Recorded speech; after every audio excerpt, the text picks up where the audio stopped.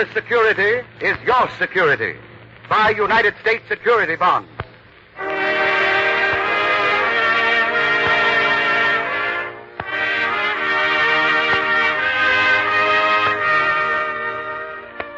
How do you do, ladies and gentlemen? This is David Ross, greeting you on behalf of Guest Star, a transcribed feature program brought to you each week by this station and United States security bonds as a public service.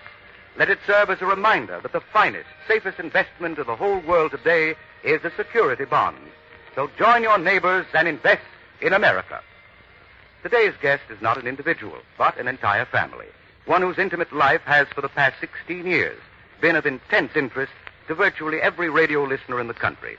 And so it is with genuine pleasure that I introduce to you now the Barbours, created by Carlton E. Morse and known throughout America as one man's family.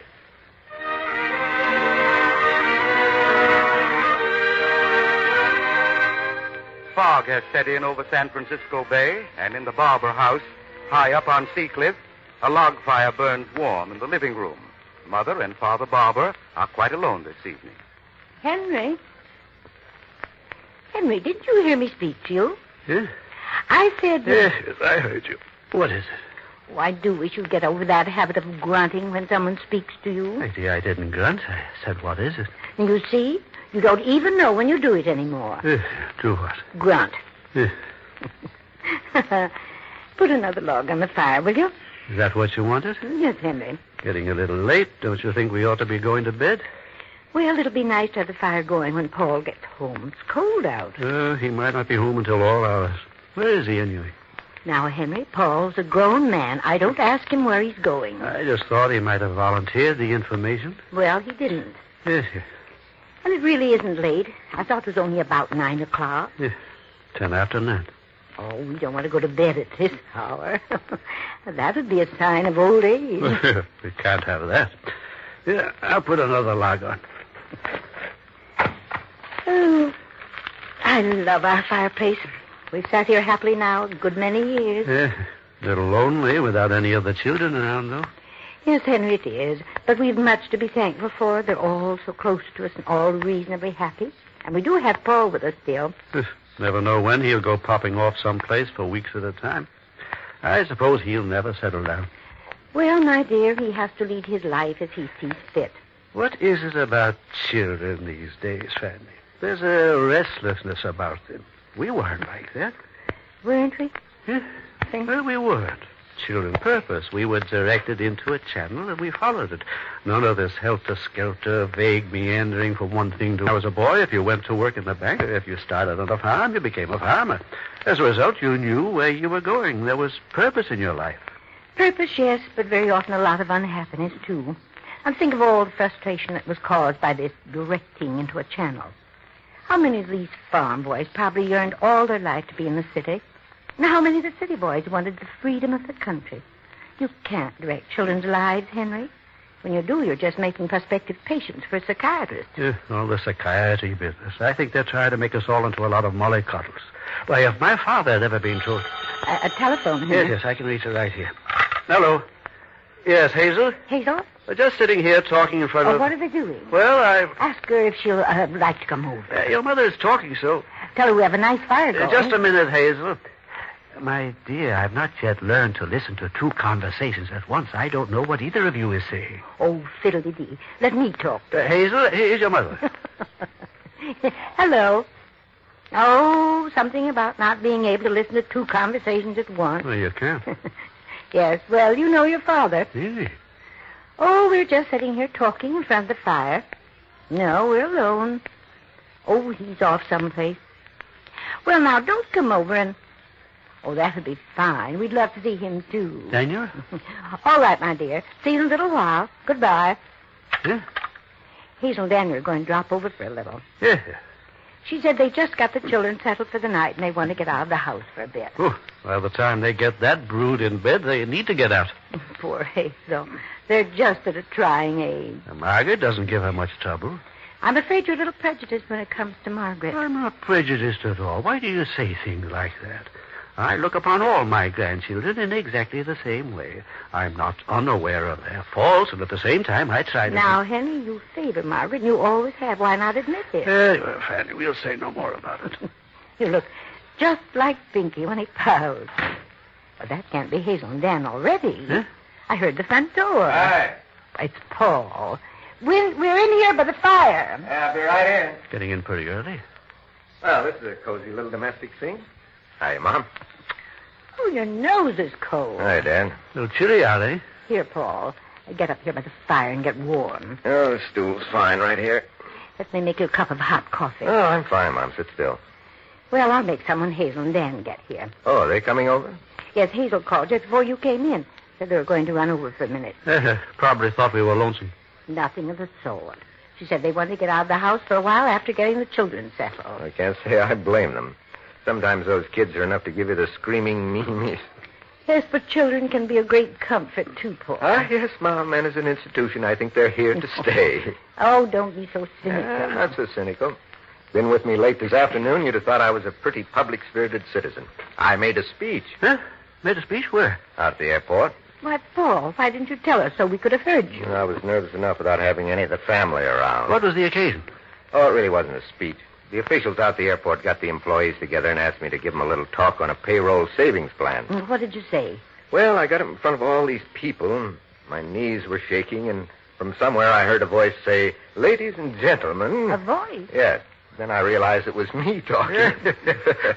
I had the same experience once at a stockbroker's banquet. They called on me for a few remarks. For the first few minutes, the voice that came out didn't seem to have any connection with me. Then I seemed to grow very calm, and I found that I was enjoying it. Then they couldn't get you to sit down. I got to be a pretty good speaker. All it takes is a little experience, and then you get confidence. Well, you can have it. To me, it's just an ordeal. I remember during the First World War, when you were in France, Paul, I made several talks selling Liberty bonds. We were called Minutemen. Remember that, Fanny? Yes, Henry. George, now that I think of it, I might have done something in the political field. The fellow in charge told me that I had a natural aptitude for public speaking. And before long, they were calling us. Henry, you've told us about that 10 dozen times. Don't you want to hear what Paul said? Oh, certainly. I wasn't aware that I repeated myself so often. Not at all, Dad. And you people certainly did a wonderful job selling Liberty bonds and victory bonds in the last war. I hope we can do as well now in peacetime selling security bonds. Is that what your talk was about? Yeah. The idea now is to get employees to set aside so much each month from his paycheck until enough money is accumulated to buy a bond. Once he signs up, it's all automatic. Money is set aside by the employer, and the bonds are bought in the employee's name and delivered to him at regular intervals. Sounds like a fine way to save money. It is.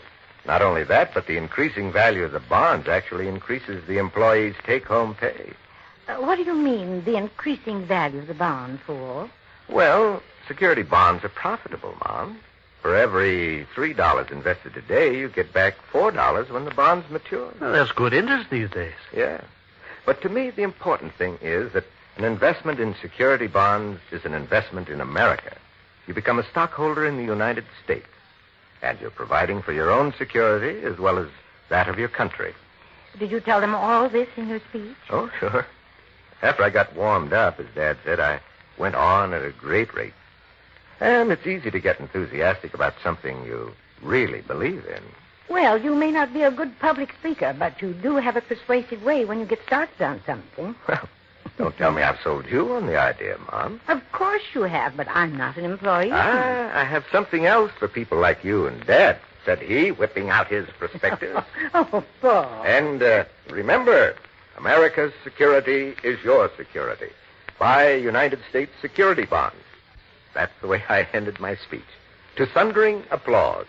Why, I think that's a wonderful slogan. Why don't you...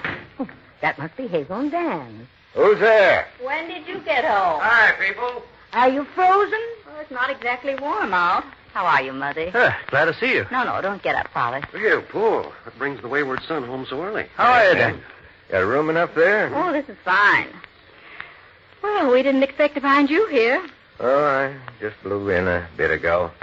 Paul has been telling us about his speech. speech. Paul, I don't believe it. A lot of things you don't know about your brother, young lady. Well, I'll believe that. Touche. Children all tucked in for the night, eh? Oh, yes. It seems to be getting harder to get them settled down the older they get.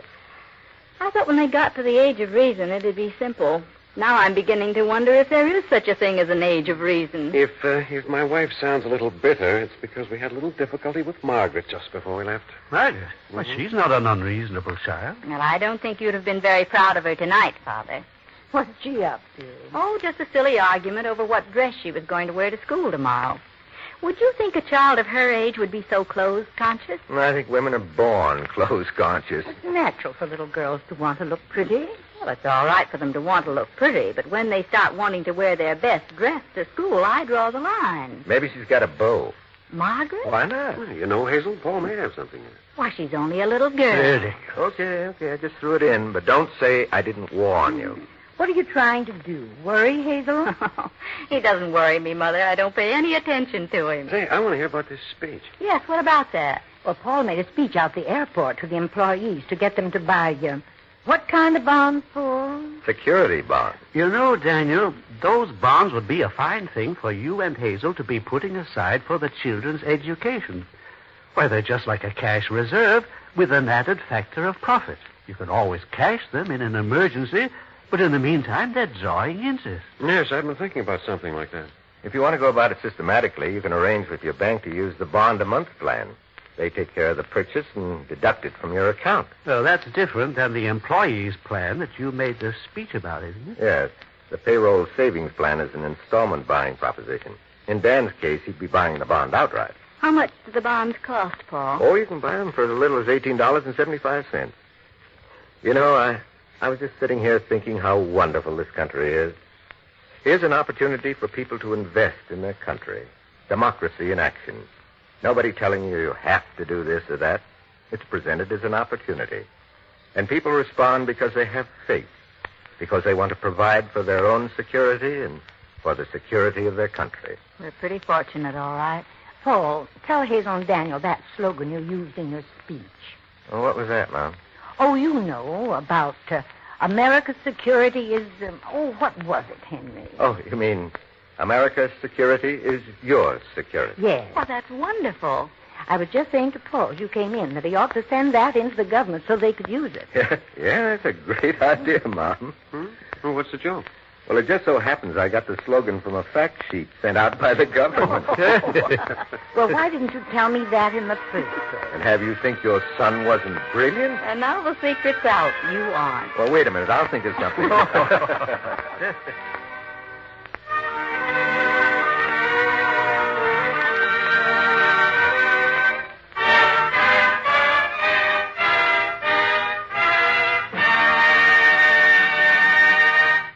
Thank you, One Man Family. It was a delight to have you with us on Guest Star.